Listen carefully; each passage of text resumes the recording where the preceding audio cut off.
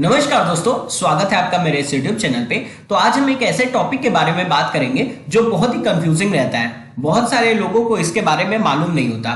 तो आज मैं आपको एनवायरमेंटल नीश है क्या, इसको इतने आसान भाषा में समझा दूंगा कि आपको कहीं और कोई वीडियो देखने की जरूरत नहीं पड़ेगी।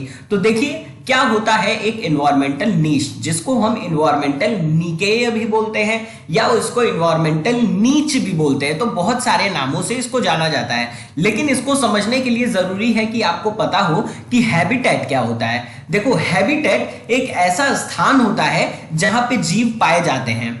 जैसे कि अगर मैं आपको बोलूं कि ओशियन में क्या पाया जाता है, समुद्र में क्या पाया जाता है, तो समुद्र में मछलियां पाई जाती हैं, ऑक्टोपस पाया जाता है, सांप पाया जाता है, कुछ जीव पाए जाते हैं। तो ये सभी ओशियन में पाए जाते हैं। तो उन जीवों के लिए ओशियन क्या हो गया, उनका हैबिटेट हो गया। उसी तरह से फॉरेस्ट में बंदर पाए जाते हैं, कई और तरह के जीव पाए जाते हैं, तो उनके लिए उनका हैबिटेट क्या हो गया, फॉरेस्ट हो गया। ग्रासलैंड में आपके शेर पाए जाते हैं, हिरन पाए जाते हैं, उसके अलावा आपके भैंस पाई जाती हैं। तो ये सभी क्या हो गया, उनका हैबिटेट क्या हो गया, ग्रासलैंड। डेजर्ट में जो आपके ऊंट पाए जाते हैं, तो ऊंट के लिए उसका हैबिटेट क्या हो गया, डेजर्ट हो गया। तो हैबिटेट क्या है, हैबिटेट एक ऐसी जगह है जहां पे वो जीव निवास करता है, यानी उसके घर का एड्रेस क्या है वो बताता है आपका हैबिटेट। लेकिन नीश में क्या होता है, उसके प्रोफेशन के बारे में बताया जाता है। जैसे कि ग्रासलैंड में आपका शेर रहता है, तो शेर का काम उस ग्रासलैंड में क्या है ये कौन बताएगा, ये बताता है आपका एनवायरमेंटल नीश। इसको और आसान भाषा में समझने के लिए कि जैसे कि आपने देखा होगा ग्रासलैंड में कि वहां पे गिद्ध पाए जाते हैं, जिसको आप वेल्चर बोलते हैं। तो उस पर्टिकुलर ग्रासलैंड में इस गिद्ध का काम क्या है, इस गिद्ध का काम है साफ सफाई करना। शेर जानवरों को मार के खा जाता है, तो जो बचा खुचा पार्ट होता है उसको कौन खाता है, ये वेल्चर खाती है, ये गिद्ध खाती है।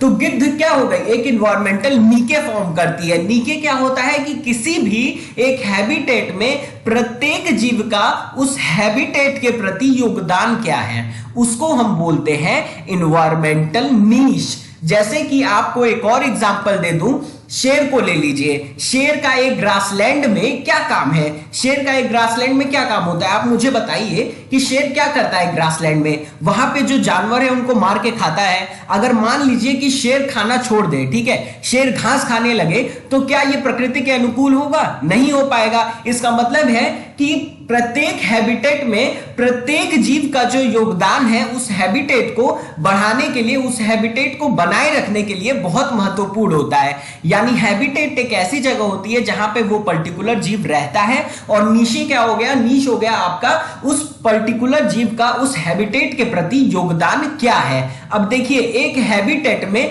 बहुत सारे नीश हो सकते हैं, ठीक है, एक हैबिटेट में बहुत सारे नीश हो सकते हैं, लेकिन हम ये नहीं बोल सकते कि एक नीश में बहुत सारे हैबिटेट होते हैं। हैबिटेट के अंदर नीश आता है, ठीक है, एक हैबिटेट में बहुत सारे नीश हो सकते हैं।